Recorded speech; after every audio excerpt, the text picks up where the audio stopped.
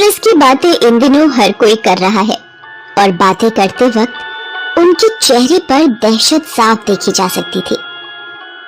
लोगों का ऐसा कहना था कि ये भूतिया ट्रेन है। इसमें रात के समय एक भयानक चुड़ैल निकलती है जो यात्रियों पर हमला कर कुछ लोग उनकी बातों पर यकीन करते, कुछ उन बातों को अफवाह समझकर भूल जाते। दिसंबर की सर्दियों की बात है। रात के लगभग 10 बजे थे। आरा एक्सप्रेस अपनी पुरानी रफ्तार से चली जा रही थी। ज्यादातर यात्री सो रहे थे।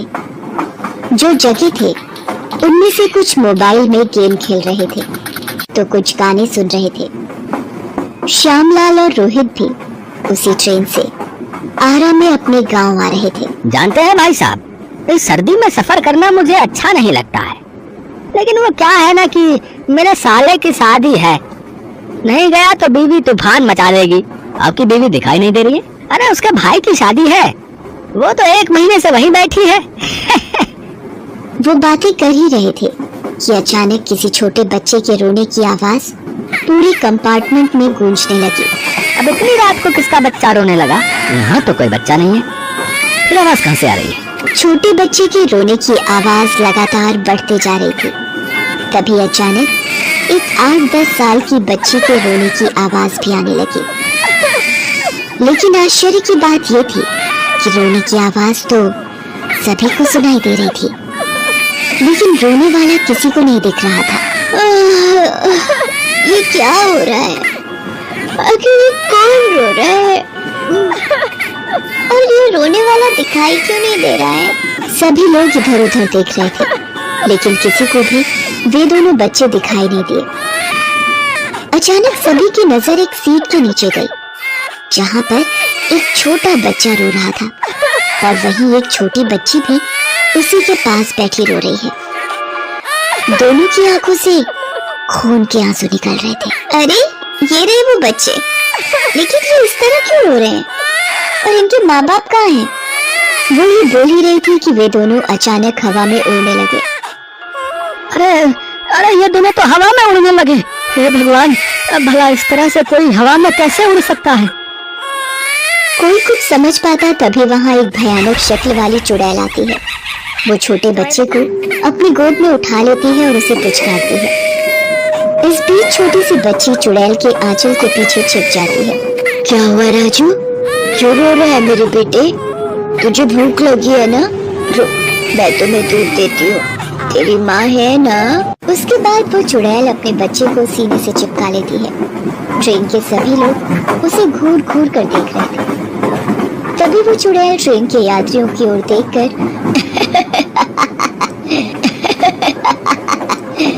क्या देख रहे हो? क्या देख रहे हो तुम लोग? उस दिन भी तुम लोग ऐसे ही देख रहे थे। मैं सबको मार दूंगी, सबको। ये कहकर उस चुड़ैल ने वहाँ बैठे एक यात्री पर हमला कर दिया और अपने हाथों से उसका गला दबाने लगी। अरे छोड़ो मुझे, मेरा दम घुट रहा है। अरे ये ट्रेन में चुड़ैल कहाँ से आ गई? वो यात्री गिड़गिड़ाता रहा, लेकिन चुड़ैल ने उसकी एक नहीं सुनी और उसे मार दिया। उसके बाद उसने कुछ और यात्रियों को अपने कब्जे में लिया और उन्हें भी अपने नुकीले नाखून से पहले घायल किया, फिर उनका खून पीने लगी। अब तो पूरे कंपार्टमेंट में हड़कंप मच गया। लोग इधर उधर भागने लगे। तभी ट्रेन एक सुरंग में प्रवेश करने लगी। उसी समय वो चुड़ैल अपने दोनों बच्चों समेत ट्रेन से बाहर कूदकर गायब हो गई। ट्रेन जब सुरंग से बाहर निकली तो सभी यात्रियों के चेहरे पर डर साफ साफ दिखाई दे रहा था। ट्रेन की पूरी बोगी खून से भरी हुई थी। वो चुड़ैल कहाँ गई? वो कहाँ गई? आरा एक्सप्रेस में इस तरह की खूनी वारदात अब आम हो गई थी। हर दिन वो चुड़ैल अपने बच्चों समेत रात को वहाँ प्रकट होती, लोगों की हत्या करती, फिर सुरंग के पास जाकर गायब हो जाती। लोगों में दहशत का माहौल कायम हो गया था।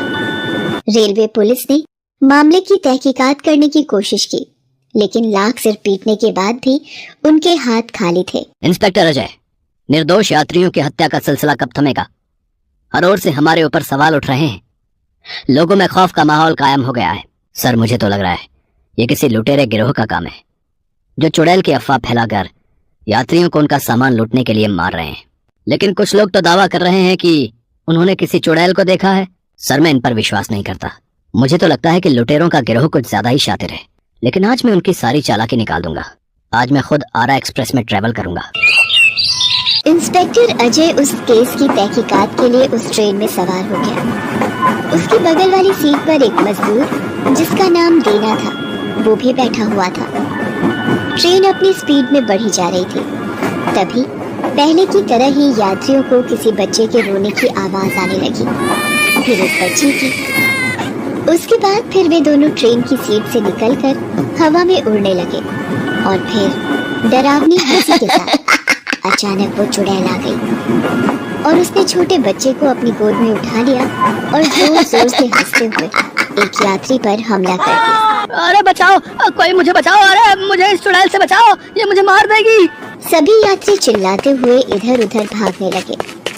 इंस्पेक्टर अजय थोड़ी दूर में बैठा हुआ था। अचानक उसे भी यात्रियों के चीखने चिल्लाने की आवाज आई। उसने अपनी बंदूक निकाली और आगे की ओर भागा। उसने देखा कि चुड़ैल ने एक हाथ से अपने बच्चे को पकड़ रखा है और दूसरे हाथ से एक यात्री की गर्दन पकड़कर उसे उठा रखा है। ये क्या कर रही है तू? छोड़ छोड़ उसे, नहीं तो गोली मार दूंगा। तू मुझे मारेगा? मुझे? मुर्दे को कौन मार सकता है बेवकूफ इंस्पेक्टर। ये कहकर चुड़ैल ने उस आदमी को छोड़कर इंस्पेक्टर अजय पर हमला कर दिया। अजय ने अपने बचाव में गोली चलाई। गोली चुड़ैल के सीने में लगी, खून की धार फूट पड़ी, लेकिन वो हंसती रही। तभी गोली की आवाज सुनकर इंस्पेक्टर अजय के बगल वाली सीट पर बैठा दीना भागता हुआ आया। चुड़ैल को देखते ही वो चौंक गया। संध्या, संध्या, तू ये क्या कर रही है? तू क्यों मार रही है निर्दोषों को? तो मेरा क्या दोष था जो मुझे और मेरे दोनों बच्चों को मार दिया गया? मुझे कुछ नहीं पता संध्या, मैं तो तुम दोनों की तलाश कर करके थक गया। आखिर क्या हुआ था तुम्हारे साथ, और तुम्हें और हमारे बच्चों को किसने मारा? उसके बाद चुड़ैल बनी संध्या ने बताना शुरू किया कि आपके कहे के अनुसार मैं 3 महीने पहले दुधमुहे राजू और गुनगुन को लेकर ट्रेन से आ रही थी। उस दिन बहुत भीड़ थी, हालांकि मुझे टिकट मिल गई थी और बैठने की जगह भी। मेरे पास कुछ सामान भी थे। मैंने वो सामान सीट के नीचे रख दिया। भगवान का लाख लाख शुक्र है कि बैठने की जगह मिल गई, नहीं तो बम्बई तक का सफर मैं अपने दोनों बच्चों के साथ कैसे कर पाती। मैं अपने बच्चों के साथ आराम से आ रही थी। तभी राजू को भूख लगी और वो रोने लगा। मेरे हाथ में एक बैग था जिसमें टिकट और कुछ पैसे थे। मैंने उसे सीट की साइड में रखा और मैं राजू को दूध पिलाने लगी। दूध पीते पीते वो सो गया। अचानक मेरी नजर सीट पर गई। मैंने देखा कि मेरा बैग तो वहाँ है ही नहीं। मैं बहुत परेशान हो गई। अरे मेरा बैग कहाँ गया? हे भगवान, उसी में तो मेरा टिकट था और कुछ पैसे भी तो थे उसमें। मैंने अपने साथ में बैठे लोगों से बैग के बारे में पूछा, लेकिन किसी ने कुछ नहीं कहा। तभी टिकट चेक करने के लिए टीटी हमारे डिब्बे में चढ़ा। वो सबसे टिकट के बारे में पूछता पूछता मेरे पास आया। Ticket ticket ticket ticket ticket, अरे सुनाई नहीं पड़ रहा क्या? टिकट दिखाओ। मैंने टीटी को सारी बातें बताई, लेकिन वो कुछ भी सुनने को तैयार ही नहीं था। अरे झूठी कहीं की, अपना झूठ अपने पास रख। मेरे सामने ये सब नहीं चलेगा। टिकट विकेट तो लेना नहीं, और रेल में ऐसे बैठ जाना है जैसे तेरे बाप की रेल है। सर मैं झूठ नहीं बोल रही, मैंने टिकट लिया था, लेकिन लगता है भीड़ का फायदा उठाकर कोई मेरा वो बैग ले गया जिसमें टिकट और पैसे थे। मुंह बंद कर अपना, अपने पैतरे में मुझे फंसाने की कोशिश मत कर। चल फाइन निकाल। वो टीटी बहुत ही बदमाश था। उसने मेरे साथ बदतमीजी शुरू कर दी, लेकिन ट्रेन में किसी भी यात्री ने मेरी मदद नहीं की। मुझे भी बहुत गुस्सा आ गया और मैंने उसे खींचकर थप्पड़ मार दिया। टीटी को उम्मीद नहीं थी कि मैं कुछ ऐसा करूंगी। वो गुस्से में आ गया और मेरे बाल पकड़कर खींचते हुए मुझे ट्रेन के दरवाजे तक ले। तुमने मुझ पर हाथ उठाया? रुक, मैं तुझे अभी बताता हूँ। राजू संध्या की गोद में था। इस खींचतान में उसकी भी नींद खुल गई, वो भी रोने लगा। गुनगुन ने भी टीटी के पैर पकड़े, लेकिन उसने उसे पैर से धक्का दे दिया। इस बीच संध्या टीटी से और यात्रियों से बार बार रहम की गुहार करती रही, लेकिन किसी ने उसकी नहीं सुनी। उसके बाद उस टीटी ने संध्या को उसके दोनों बच्चों समेत सुरंग के पास धक्का दे दिया। मेरी और मेरे दोनों बच्चों की मौत हो गई। मरते ही मैं चुड़ैल बन गई। अब मेरे पास बहुत शक्ति थी। पहले तो मैंने उस टीटी को मारा, फिर मैं लोगों को मारने लगी। फिर तुम में और उस निर्दयी टीटी में क्या अंतर रहा संध्या? तू भी तो उसी की तरह निर्दोष लोगों को मार रही है, इसीलिए तेरी और तेरे बच्चों की आत्मा अब तक भटक रही है। कब तक भटकोगी तुम और तुम्हारे दोनों बच्चे? ये सब छोड़ दो संध्या, ये सब छोड़ दो। बदला लेने का कोई अंत नहीं। आप ठीक कहते हैं, मैं मुक्त होना चाहती हूँ। मुझे और मेरे दोनों बच्चों को मुक्ति दिला दीजिए, मुक्ति दिला दीजिए। उसके बाद दीना ने संध्या और अपने दोनों बच्चों का पूरे विधि विधान से अंतिम संस्कार कर दिया। उसकी आत्मा को मुक्ति मिल गई। एक बार फिर से आरा एक्सप्रेस में यात्री बिना डर के सफर करने लगे। हेलो दोस्तों, कैसे हैं आप सब? हमारी कहानियाँ देखने के लिए हमारे चैनल को सब्सक्राइब कीजिए और हाँ, बेल आइकॉन पर क्लिक करना मत भूलिएगा।